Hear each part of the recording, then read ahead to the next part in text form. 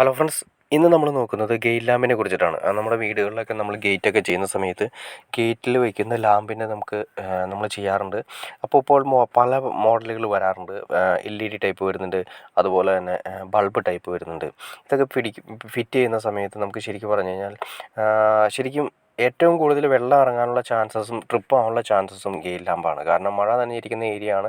അതുപോലെ തന്നെ പെട്ടെന്ന് ട്രിപ്പ് ആവാനും കാര്യങ്ങളും പെട്ടെന്ന് കംപ്ലൈൻറ്റ് വരുന്നൊരു ഏരിയയും ഗെയിൽ ലാമ്പാണ്. അതങ്ങനെ നമുക്ക് സെലക്ട് ചെയ്യുന്ന സമയത്ത് ഈ ലാമ്പ് സെലക്ട് ചെയ്യുന്ന സമയത്ത് നമുക്ക് ശ്രദ്ധിച്ച് കഴിഞ്ഞ് കഴിഞ്ഞാൽ അത്യാവശ്യം നമുക്ക് ഈ ട്രിപ്പിംഗ് കാര്യങ്ങളൊക്കെ ഒന്ന് ഒഴിവാക്കിയെടുക്കാൻ സാധിക്കും. ആദ്യം നമുക്ക് ജസ്റ്റ് ഒന്ന് കാണാം. ഇത് കണ്ടോ, ഇത് LED ആണ് വന്നിരിക്കുന്നത്. അതായത് വാട്ടർ പ്രൂഫ് സിസ്റ്റം അതിലുള്ള LED സിസ്റ്റമാണ് വന്നിരിക്കുന്നത്. അതായത് ഒട്ടും തന്നെ വെള്ളം കയറില്ല എന്നാണ് കമ്പനി അവകാശപ്പെടുന്നത്.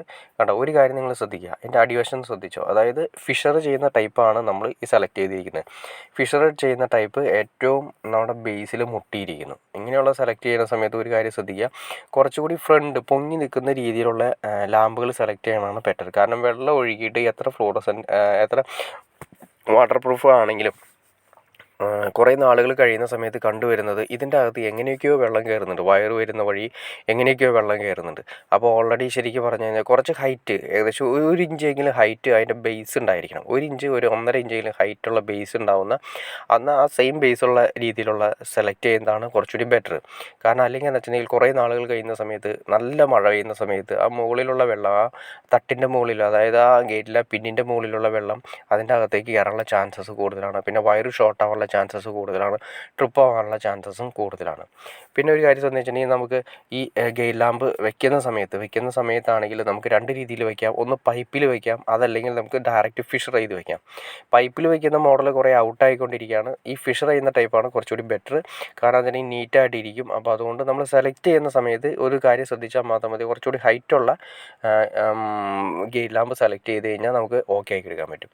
പിന്നെ അതുപോലെ തന്നെ മാക്സിമം നമ്മുടെ വീടിന് പുറത്തുള്ള, അതായത് ഗെയിൽ ലാമ്പ് ഉൾപ്പെടെ മറ്റ് വീടിന് പുറത്തുള്ള പോയിന്റുകൾ മാക്സിമം ഒഴിവാക്കി അത്യാവശ്യം വേണ്ട ലൈറ്റുകൾ മാത്രം കൊടുക്കുന്നതാണ് ഏറ്റവും ബെറ്റർ. കാരണം ട്രിപ്പിംഗ് കാര്യങ്ങൾ ഒഴിവാക്കിയെടുക്കാൻ വേണ്ടിയിട്ടാണ് നമുക്കത് ചെയ്യേണ്ടത്. പിന്നെ വളരെ പ്രശ്നങ്ങളുണ്ടാകുന്ന ഒരുപാട് ലൈറ്റുകൾ ആവശ്യമുണ്ടെന്ന് എല്ലാവർക്കും തോന്നുന്നുണ്ടെങ്കിൽ ഒരു പുറത്ത് ഗാർഡൻ ലൈറ്റ് കാര്യങ്ങളൊക്കെ വേണമെന്ന് തോന്നുന്നുണ്ടെങ്കിൽ നമ്മൾ ചെയ്യാൻ പറ്റുന്ന ഒരു കാര്യം എന്ന് വെച്ചിട്ടുണ്ടെങ്കിൽ ELCBയിൽ നിന്ന് ഒഴിവാക്കുക. ELCBയിൽ നിന്ന് ഒഴിവാക്കിയതിന് ശേഷം സെപ്പറേറ്റ് ന്യൂട്രും ഫേസും അതിൻ്റേക്ക് വരുന്ന ലീഡും ന്യൂട്രും സെപ്പറേറ്റ് ഐസൊലേറ്റർ കൊടുത്തിട്ട്, ഐസൊലേറ്ററും അതുപോലെ തന്നെ ഐസൊലേറ്ററിൽ നിന്ന് ഡയറക്റ്റ് MCBയും കൊടുത്ത് കൺട്രോൾ ചെയ്യുക. അപ്പോൾ ഷോർട്ടിങ് എഫക്റ്റ് ഒക്കെ വരുന്ന സമയത്ത് നമ്മുടെ MCB ട്രിപ്പ് ആയിക്കോളും. അപ്പോൾ എപ്പോഴും ട്രിപ്പ് ആവുന്നൊരവസ്ഥ മാറി കിട്ടും. എന്നാൽ സേഫ്റ്റിക്ക് യാതൊരു പ്രശ്നമില്ലാത്തൊരവസ്ഥ നമുക്ക് കിട്ടുകയും ചെയ്യും.